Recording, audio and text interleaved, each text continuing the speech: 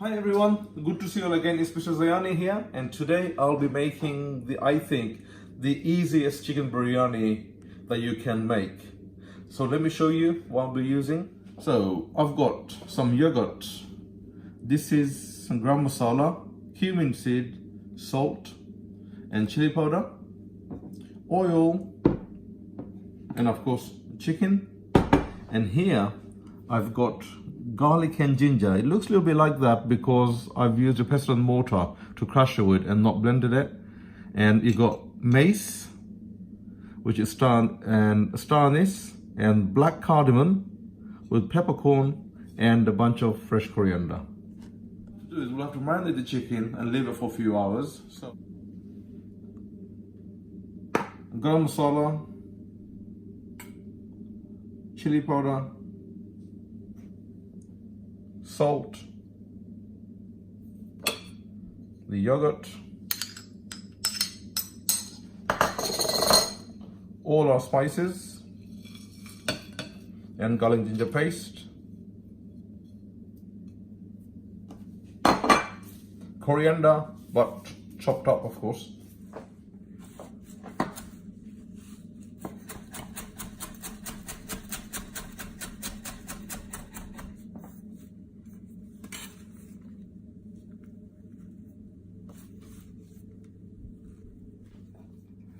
And of course, a little bit of oil.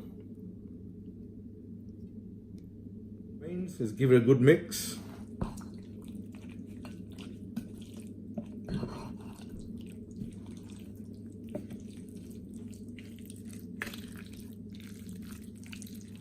So we give the chicken a good mix. It sounds a little bit but anyway, give it a good mix, and we'll leave that in the fridge for about 3 to 4 hours. Overnight, if you can do it, it's even better. So obviously you can't make biryani without rice, so wash the rice thoroughly and put it on the stove, boil it up, and while you're boiling the rice, we'll put some cumin powder in there and a bit of salt. Sorry, did I say cumin powder to put in the rice? What I meant is cumin seed. I'm using a casserole dish, but of course you don't have to have a casserole dish, but it is important that you use a dish that's got a lid on it. So transfer the chicken into our dish that I'm going to cook that in.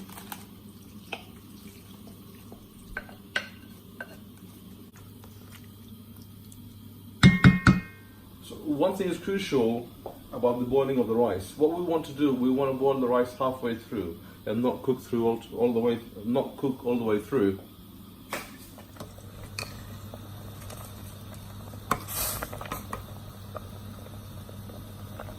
Okay, the rice is now cooked halfway through.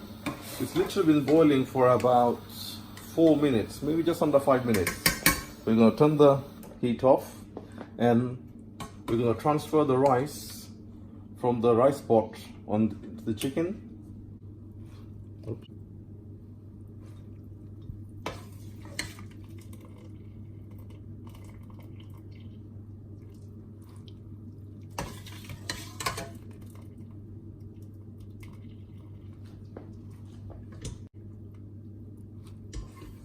Smoothen the rice with the back of the spoon.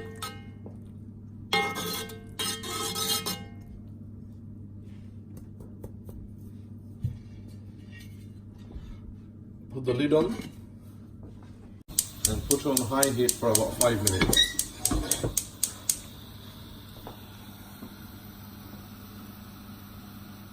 So it's been cooking high heat for 5 minutes. I'm going to reduce the heat right down low and keep it on here for another further 5 minutes. But however, one thing you might want to consider, if you don't have a heavy dish like this, you probably have to keep on the high heat for lesser, because this being really thick cast iron dish, you will heat up the bottom of the base evenly.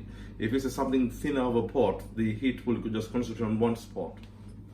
After slow heat for about 5 minutes, we can turn that off and into a preheated oven at 180 for another 10 minutes. It's actually not been 10, actually it's been more like 12 to 13 minutes. Time to take out. Wow. Ooh. Hot, hot, hot, hot. Oven off. And here it comes. Hot. Be careful. And this is how it looks. Oh. And one thing you realize when you cook this, the aroma literally fills the air. All you smell is this, nothing else. Come closer, let me show you. There's no burning bit underneath. That's what I was saying about if you got a big heavy dish that distributes the heat evenly.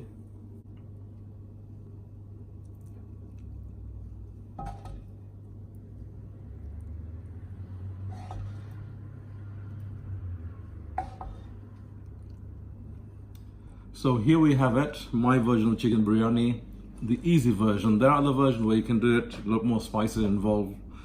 But this is, I think, the most easiest way to cook closest authentic biryani as you can get in this country. Because if you think about it, in Asia and other countries, when they do this biryani, they literally dig a hole in the ground and they'll put charcoal in there and get a massive big pot. And they'll put that in the charcoal and put charcoal on top of the lid as well. So this is how they'd cook it. But obviously we've got the conventional oven. There's no need to put charcoal on top or nothing, and this is how it looks. And now it's time to go and taste. Ooh. Let's see. Oh, the chicken is cooked just fine, no problem. It's still hot.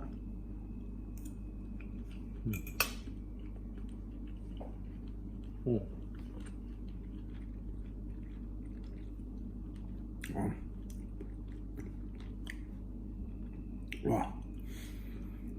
Nice, easy, simple. You can eat this with a curry or with a raita or just by itself, just like that. But ideally a raita would be nice. I'm actually gonna make that in a minute. But if you wanna know how to make a raita, find a link somewhere for my raita dish that I done a little while ago, which will go perfectly with this. So once again, guys, thank you so much for watching. And I'll look forward to seeing you soon again on another video. And don't forget to either give me a thumbs up or write me a little comments, or even better, if you haven't subscribed to my channel, please go ahead and do so. And see you again soon. Bye for now.